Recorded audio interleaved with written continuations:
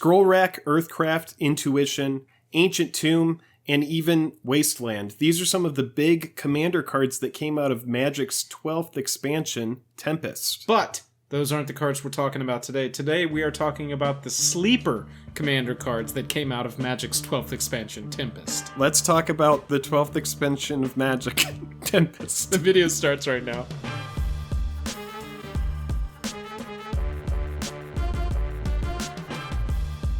Special thanks to our Patreon supporters who power our channel. Check out our Patreon for monthly giveaways, exclusive content, and even a starring role in our fan fight series. Link in the description below. Hello and welcome to the day. Thank you for spending your time with us. I'm Jake. I'm Joel. Welcome back to another episode of Jake and Joel Are Magic. We are going to talk about the Commander Sleeper picks in Magic's 12th expansion, Tempest, today. But first, if you like the video by the end of it and you can deal with our antics, we'd love if you hit subscribe. Yes, it really helps out the channel. Let's jump over into our picks. So, as we said in the opening, these are not the top cards out of this set, okay? We had a fantastic time when we did our Pioneer Sleeper series, and ever since we were in the middle of that, we had already decided we were going to do a Commander Sleeper series. We decided to start with Magic's 12th expansion, Tempest, because that's around the time that I personally started playing. I got into it when I was younger, and these cards represent some cool stuff. The coolest thing to me is that this was before there were even foils. So none of these cards have foils, and I think, Jake, you can confirm exactly which ones, but most of these have only had one printing. Yes, and okay, so Tempest is known for some really cool stuff. This is right before Urza Block. Urza Block was the first time that we saw foil cards, and Tempest is known for a lot of really powerful uncommons like Propaganda, Wasteland, Ancient Tomb, right, cards Reanimate. Everybody has in their commander decks. Yeah, and these are all cards that have been reprinted as like rares or better, and so it's just something to think about. A lot of the cards you're seeing today are under $1. In fact, all of them are under $1. Yeah. Let's start off with a card that the art depicts some people in a very sticky situation. Death Pits of Wrath. Death Pits of Wrath reminds me of No Mercy a little bit. Whenever creatures dealt damage, destroy it, and it can't be regenerated. It seems like a fun enchantment to play. Yeah, and when you think about, Goblin Bombardment or something, anything that's going to allow you to ping for one, a Staff of Nin, there's tons of spells and there's tons of abilities that are going to allow you to ping for 1 damage. Oh, yeah. And just being able to ping something big for 1 and make sure that it's destroyed and can't be regenerated is kind of a big deal to me. Goblins Sharpshooter says that when a creature dies, untap it, right? Yeah, exactly. So this is just plus like Death Pits of Wrath, and you've got an entire board wipe that you control. Exactly. And so you put that in like a red-black deck. This is super fun. And this is a card that's 39 cents. And the other printings, this is the OG printing. The other printings are 8th and 9th edition. So they're like, unless you like the white border, or you're going to try to find the foils from those editions, this is just one of those cards that I think has a certain amount of pimp factor just because it's the OG printing. And we should talk about pimp factor for a second, and that is, what is the most desired printing of a card? Maybe it is the 9th edition foil, maybe it is the 8th edition foil. Right. But when you really think about when was the first time this card showed up, and it was in Tempest, and for a card that's 39 cents and the kind of synergy that you can build into it, I honestly think it's really good. And it's a sticky enchantment, which is a big deal. For me as an EDH player, I look for what is on an enchantment that's going to be a passive thing that I can abuse. Right, yeah, absolutely. At the very least, this whole series is going to give you a big list of cards to choose from where your opponents are going to have to go, wait, let me read that, as soon as you play it. Fevered Convulsions is up next. It looks like Vollrath is on this art. I'm pretty sure that is Vollrath. We've got a 2-mana enchantment that for 4 you're putting on -1/-1 counter on target creature.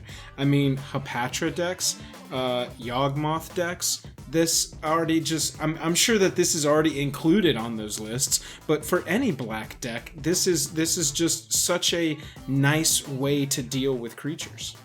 This is one, again, dude, one printing, man. And this card is like 50 cents. It's like 30 to 50 cents for an enchantment that lets you have a renewable -1/-1 counter on target creature.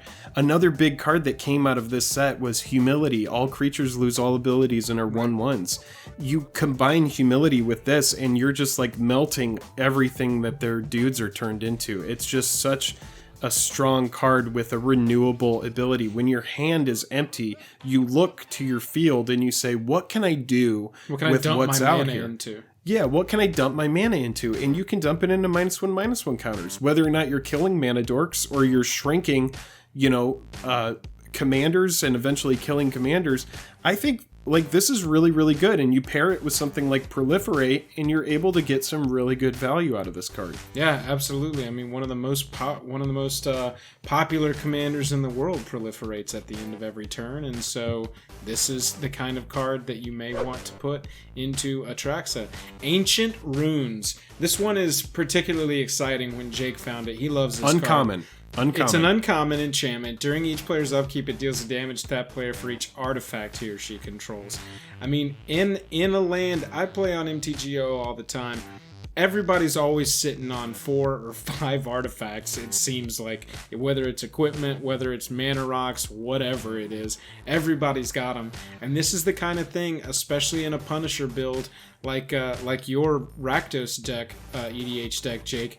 This is the kind of card that could absolutely find a home. Yeah, and I run artifacts in there, but it's the kind of thing where I'm trying to punish. I'm trying to make a quick game. Again, we should probably just kind of for a second explain. There's going to be a lot of spaces where you can go and you can look at fun EDH cards, competitive EDH cards, and that's not really what you're gonna find here at the Commander Classy Casual, Sleeper baby. series. Classy yeah, Casual. it's classy casual. So these are cards that are fun.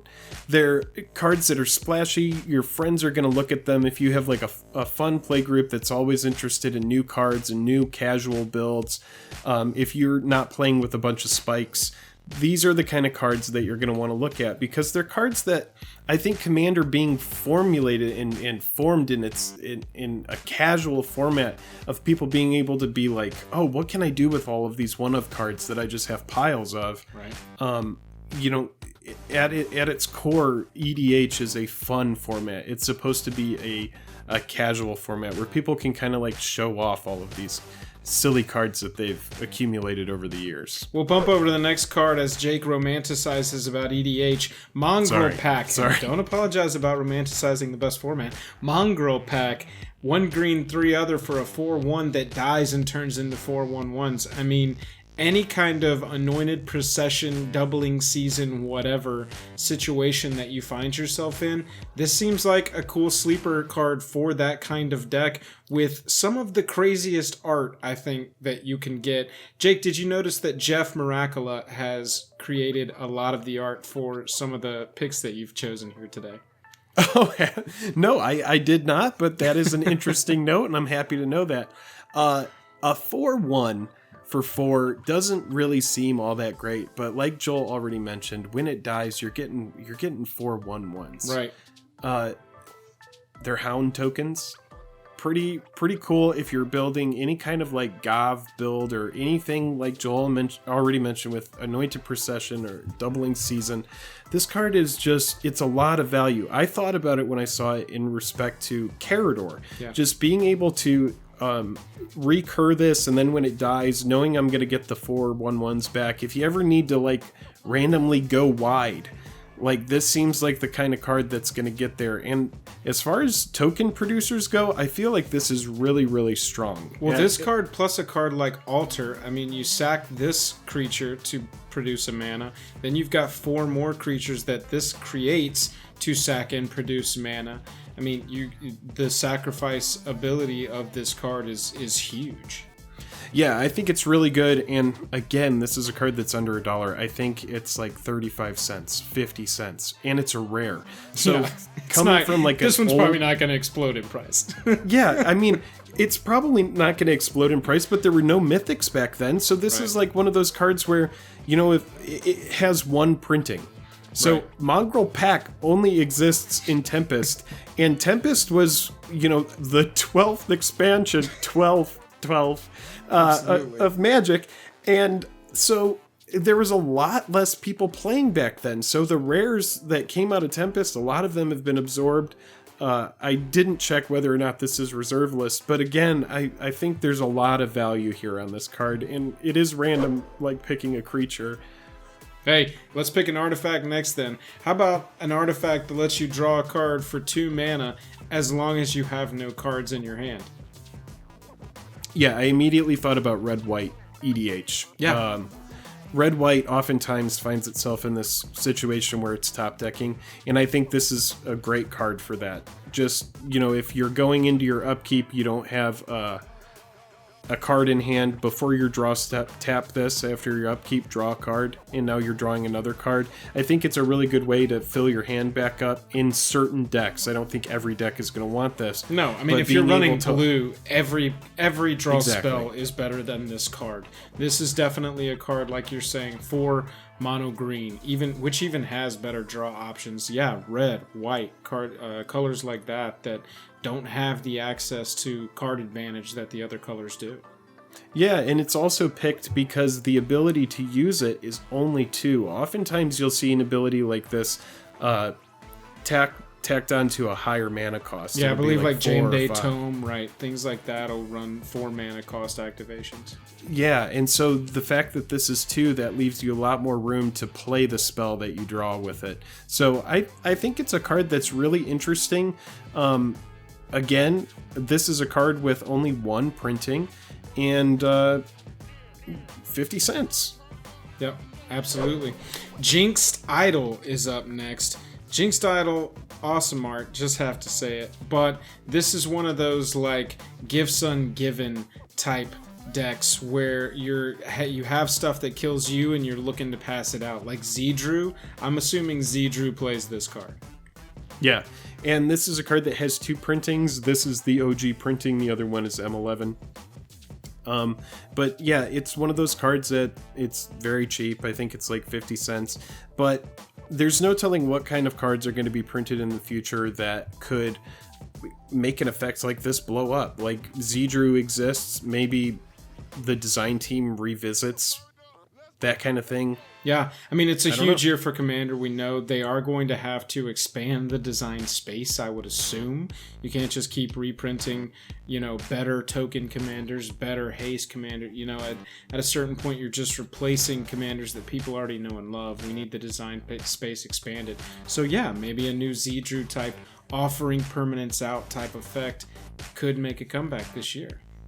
Yeah, I just thought, this card being one of those cards that's, the OG printing, people might like that. I think that it being as cheap as it is, as the EDH player base expands and as more people play casually, I think this is one of those cards that has a significant chance for a price bump. So yeah. Absolutely. It's a sleeper, baby. Legacy's Allure, 2 blue. During your upkeep, you can put a treasure counter on it, sack it to permanently gain control of target creature with power no greater than the number of treasure counters on Legacy's Allure. I mean, this is the kind of sleeper, again, Atraxa. Build those counters up every single turn, proliferate counters every time you put them on there. It's huge. Yeah, and then when you sacrifice it, you gain control of it. And it's something that just passively grows. So it's like you get it online early, and then eventually you take their commander. I think that this card, this is also an uncommon. I think it has a couple printings. But this card is a really interesting card that, honestly, when I read it, it really struck me. I was like, wait a minute, this is good. It's an enchantment that comes with like a mind control effect later on in the game. Yeah. This is really, really, really strong. And a lot of the times EDH is political, and so I think that this card is one of those cards where, people are going to see it building up, and so they might refrain from playing something. They might wait for you to use it on something else. Try and make a deal maybe with you bluff like you're never ever going to use it. So right. I really like it. Yeah, absolutely. Things I like about it. There are goblins in the art on a 2 blue converted cost. And from a gameplay standpoint, you can sacrifice it at instant speed. So as someone goes to remove it, it's too late to do that once it's on the battlefield. And up above, I would say 4 or 5 counters at that point, you can pretty much take anything that you want that's not like an Eldrazi that somebody slammed down and pull it onto your side and just, I'll take your commander, we're just going to tuck it over here and we're not going to use it, but you can't have it. Or I'm going to take this big thing, I'm going to use it as a blocker, it's mine now, and I'm going to block your other big thing that you had, and I get to keep this, and thanks, Legacy's Allure. And yeah, that's exactly right. And then if you're playing Muldrotha, play it again. Right. Exactly. That takes us back around to Death Pits of Wrath and to the end of the first episode of our Commander Sleeper series, wherein we started with Magic's 12th expansion, Tempest. We really appreciate everybody watching. If you wouldn't mind hitting like, hitting subscribe, it really helps us out. If you want to support us further, we've got a Patreon live. If you're watching this at the right time, we have a giveaway live right now on our Patreon. Next 5 people to join our Patreon get a free t-shirt, so go and check that out. And if you want to hang out with us, we are streaming 2 nights a week, Tuesday and Thursday evenings over on Twitch. Jake, I've said it all before, and I've said it again, but now I'm tapped out. This episode is brought to you by the number 12.